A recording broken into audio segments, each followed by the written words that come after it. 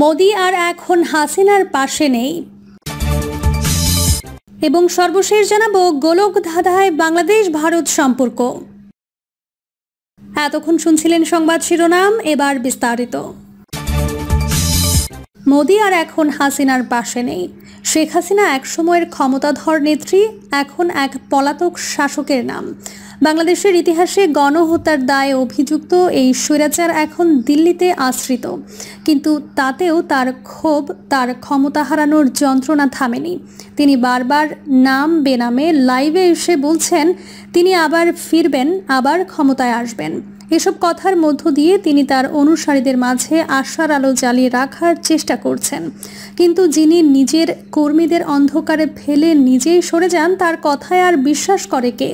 এই মুহূর্তে তার সবচেয়ে বড় ক্ষোভ ডক্টর মোহাম্মদ ইউনূস। তাকে অন্তর্বর্তী সরকারের প্রধান উপদেষ্টা হিসেবে মেনে নিতে পারছে না হাসিনা। তার নাম উচ্চারণ করলেই যেন ক্ষোভে ফেটে পড়েন তিনি।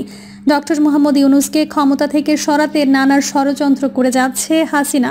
সর্বশেষ অন্তর্বর্তী সরকারের চীন সফরকে ঘিরে মোদি হাসিনার কূটকৌশল করতে গিয়ে উল্টো বিপদে পড়েছে মোদি। এখন হাসিনার প্রতি মোদি প্রশাসন তিক্ত বিরক্ত। এত কূটকৌশলে ব্যর্থ হয়েও থেকে নেই স্বৈরাচারী হাসিনা। তার কণ্ঠের গর্জনই সব কার্যত কিছুই করতে পারছেন না। দেশের মানুষ আজও তার বিরুদ্ধে ক্ষুব্ধ। বাংলাদেশের গণ আদালতে তো বটেই, আন্তর্জাতিক পরিসরেও তিনি এখন গণহত্যাকারী হিসেবে চিহ্নিত। জাতিসংঘের তদন্ত রিপোর্ট এবং আন্তর্জাতিক অপরাধ আদালতের মূল্যায়ন দুটোই তার জন্য আশঙ্কাজনক। ভারতও এখন দ্বিধায়। একসময় হাসিনার পাশে থাকা দিল্লিও এখন বুঝে গেছে বাংলাদেশে তার আর ফেরার সম্ভব নয়। নরেন্দ্র মোদী শুরুতে থাইল্যান্ডে ডক্টর ইউনূসের সঙ্গে সাক্ষাৎ এড়িয়ে গিয়েছিলেন, কিন্তু শেষমেশ তিনি বৈঠকে বসেছেন, দীর্ঘ সময় কথা বলেছেন এবং স্পষ্ট করে বুঝিয়ে দিয়েছেন বাংলাদেশের সঙ্গে ভারতের সম্পর্ক এখন ব্যক্তি নির্ভর নয়। অন্তর্বর্তী সরকারের প্রতি দিল্লির অনিচ্ছা, দ্বিধা অনেকটাই কেটে গেছে। বাস্তবতা মেনে নিতে শুরু করেছে তারা। ডক্টর ইউনূসের কূটনৈতিক দক্ষতায় হাসিনাকে ছাড়া পথ চলার সিদ্ধান্তে অনেকটাই এগিয়েছে ভারত। তবে দিল্লির একটি বড় প্রশ্ন, হাসিনাকে তারা কি করবে? ফেরত পাঠাবে নাকি স্থায়ীভাবে আশ্রয় দেবে? কারণ একজন স্বীকৃত গণহত্যাকারীকে অন্য কোনো দেশ রাজনৈতিক আশ্রয় দিতে আগ্রহী হবে না। এখন হাসিনার জন্য পথ কেবল একটাই, লাইভে এসে কথার ফুলছুরি। কিন্তু সে কথায় আর বাস্তবতা বদলায় না। প্রধানমন্ত্রী হিসেবে দেশে ফেরা তো দূরে থাক, আন্তর্জাতিক অপরাধের আসামি হিসেবে তার ভবিষ্যৎ এক বন্দির মতোই। এখন শুধু সময়ের অপেক্ষা। গোলক ধাঁধায় বাংলাদেশ ভারত সম্পর্ক। ভারত ও বাংলাদেশের সম্পর্কে জটিলতা কাটবে বলে যারা মনে করেছিলেন তারা হতাশ হয়েছেন। বরং ভারত শেষ মুহূর্ত পর্যন্ত ঝুলিয়ে রেখে বিমস্টেকে পার্শ্ব বৈঠকে বাংলাদেশের অন্তর্বর্তী সরকারের প্রধান উপদেষ্টা মোহাম্মদ ইউনূসের সঙ্গে ভারতের প্রধানমন্ত্রী নরেন্দ্র মোদী কেন বৈঠকে বসলেন তা নিয়ে নানা চর্চা চলছে ভারতের রাজনৈতিক ও প্রশাসনিক মহলে। এ ধরনের স্পর্শকাতর বিষয়গুলো যিনি ভারতের হয়ে পরিচালনা করেন সেই জাতীয় নিরাপত্তা উপদেষ্টা অজিত দোভাল নাকি চাননি এই বৈঠক হন।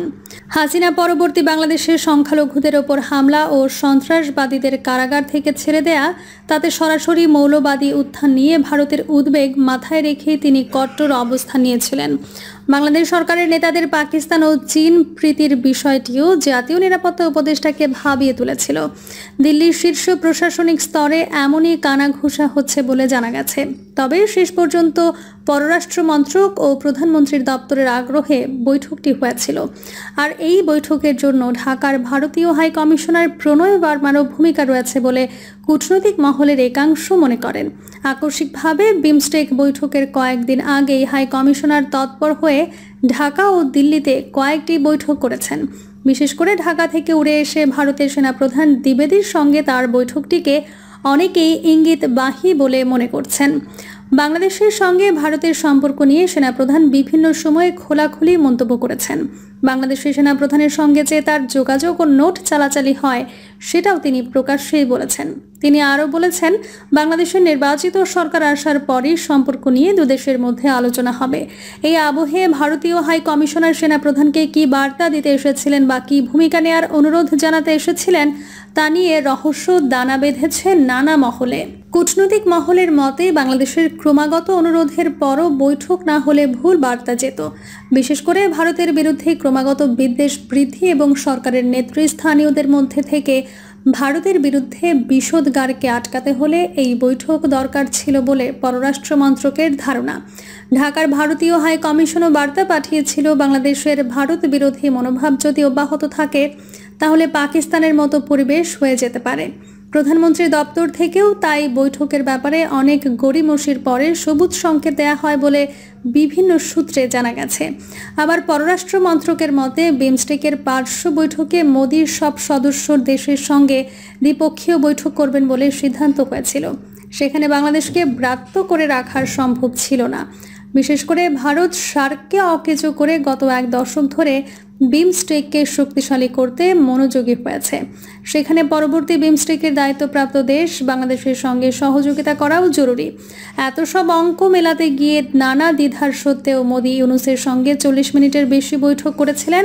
সেই বৈঠকে দুই প্রধানের মধ্যে কি বার্তার আদান প্রদান হয়েছে বা আদৌ ফলপ্রসূ কোনো আলোচনা হয়েছে কিনা তা নিয়ে রীতিমতো ধোঁয়াশা রয়েছে।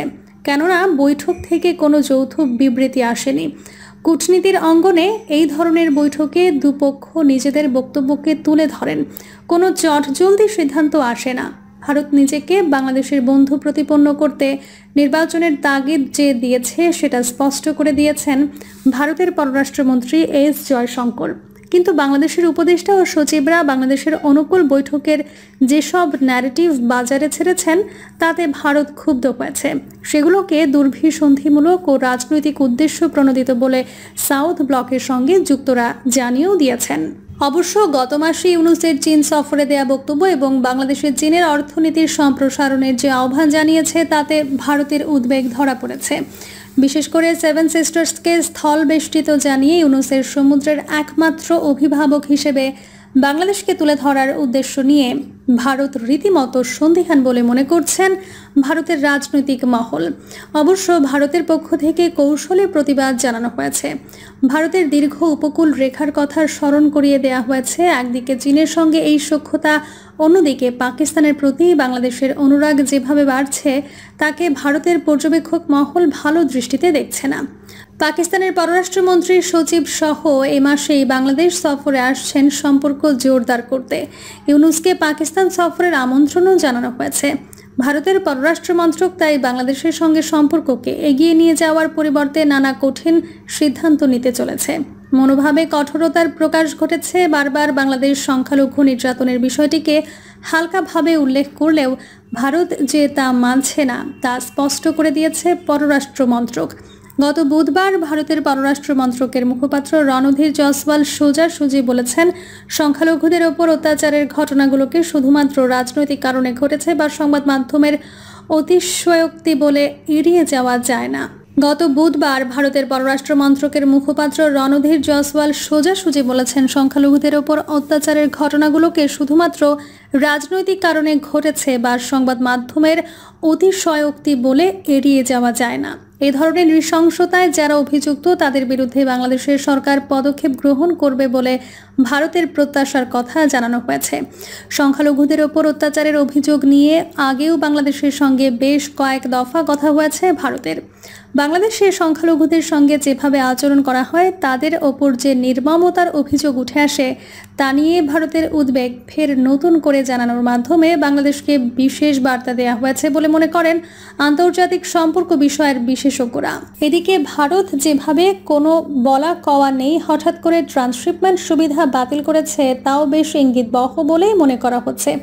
5 বছর ধরে ভারতের মধ্য দিয়ে তৃতীয় দেশে রপ্তানি পণ্য পরিবহনে বাংলাদেশকে যে সুবিধা দেয়া হচ্ছিল তা হঠাৎ করেই বাতিল করার মধ্যে ভারতের কঠোর মনোভাবেরই স্পষ্ট ইঙ্গিত পাওয়া গিয়েছে। ইতিমধ্যেই বাংলাদেশের বিভিন্ন প্রকল্পে অর্থ বরাদ্দ বন্ধ করে দেওয়া হয়েছে। রাষ্ট্রবিজ্ঞানের এক অধ্যাপক একান্ত আলোচনায় বলেছেন, বাংলাদেশ পাকিস্তান ও চীনের সঙ্গে দ্রুত সম্পর্ক গড়ে তোলার মাধ্যমে ভারতকে বৈরিতার বার্তা দিতে চেয়েছে। ইতিমধ্যেই চীনের জন্য আলাদা অর্থনৈতিক অঞ্চল গড়ে তোলার প্রস্তাব দিয়েছে বাংলাদেশ। সামরিক সমঝোতা বৃদ্ধিরও নানা তথ্য সামনে আসছে। তিস্তায় চীনকে যুক্ত করা হয়েছে, তাই ভূকৌশলগত নিরাপত্তার স্বার্থে এইসব কার্যকলাপ ভারতের পক্ষে স্বাভাবিক বলে মেনে নেওয়া কষ্টকর বলে তিনি মনে করেন। ফলে ভারতের কঠোর মনোভাব নেওয়া ছাড়া অন্য কোনো পথ খোলা নেই। হাসিনার প্রত্যর্পণের প্রশ্নে যে ভারত কোনো সাড়া না দিয়ে বসে থাকবে সেটাও ইতিমধ্যেই প্রতিফলিত হয়েছে। বরং হাসিনার মুখ বন্ধ রাখার যে অনুরোধ ভারতকে জানিয়েছিল বাংলাদেশ, তাকে ভারত আমলে নিতে রাজি হয়নি। আগের মতোই ভারত মনে করে এটা হাসিনার ব্যক্তিগত পরিসরের বিষয়, আর তাই হাসিনা ইউনূস সরকারের বিরুদ্ধে অডিও বার্তায় নিত্য নতুন বিষোদ্গার করে চলেছেন। এমনকি আমি আসতেছি বলে দলের নেতাকর্মীদের বার্তাও দিয়েছেন। সব মিলিয়ে ঘটনা প্রবাহ যে খাতে বইছে তাতে দুই দেশের সম্পর্ক জটিল থেকে জটিলতরই হচ্ছে। প্রিয় দর্শক, এই ছিল এখনকার সর্বশেষ সংবাদ। আপডেট সব সংবাদ পেতে চ্যানেলটি সাবস্ক্রাইব করে বেল আইকনটি ক্লিক করে রাখুন।